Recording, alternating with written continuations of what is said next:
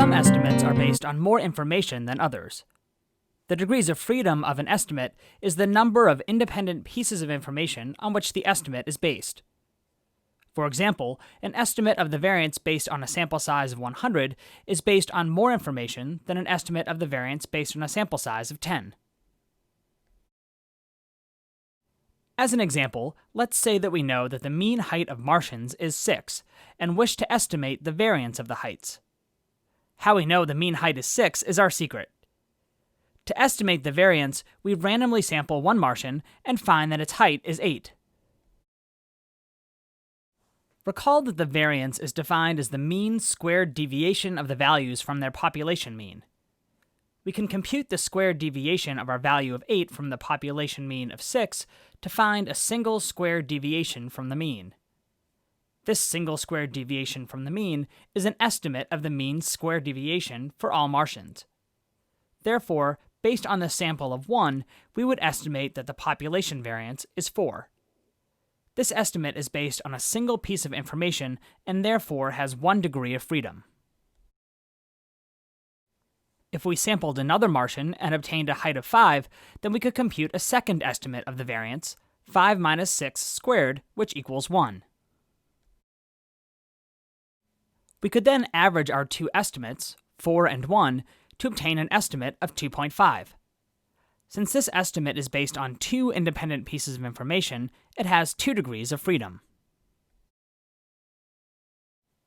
These two estimates are independent because they are based on two independently and randomly selected Martians.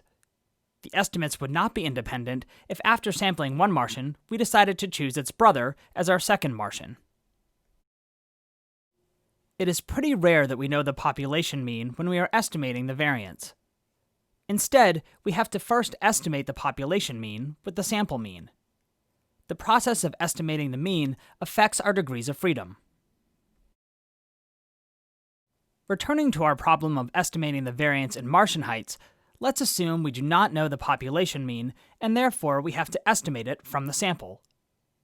We have sampled 2 Martians and found that their heights are 5 and 8. Therefore, m, our estimate of the population mean, is equal to 5 plus 8 divided by 2, which equals 6.5. We can now compute two estimates of variance. Estimate 1 equals 8 minus 6.5 squared, which equals 2.25. And estimate 2 equals 5 minus 6.5 squared, which equals 2.25. Now for the key question. Are these two estimates independent? The answer is no, because each height contributed to the estimation of the population mean.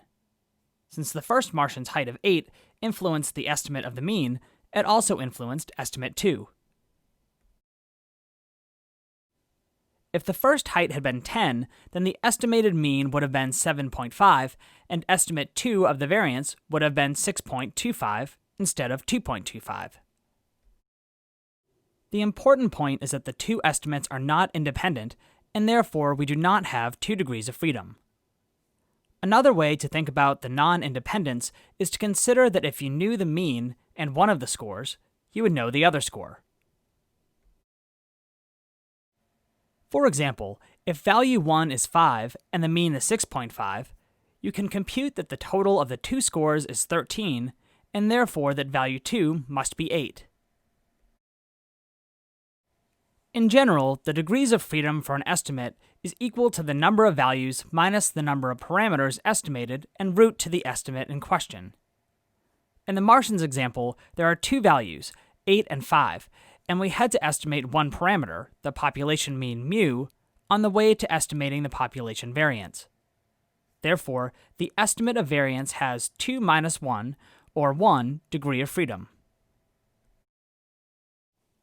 If we had sampled 12 Martians, then our estimate of variance would have had 11 degrees of freedom. Therefore, the degrees of freedom of an estimate of variance is equal to n minus 1, where n is the number of observations. Recall from the section on variability that the formula for estimating the variance in a sample has n minus 1 in the denominator. Specifically, the estimated variance equals the sum of the squared deviations divided by the number of observations minus 1. The denominator of this formula is the degrees of freedom.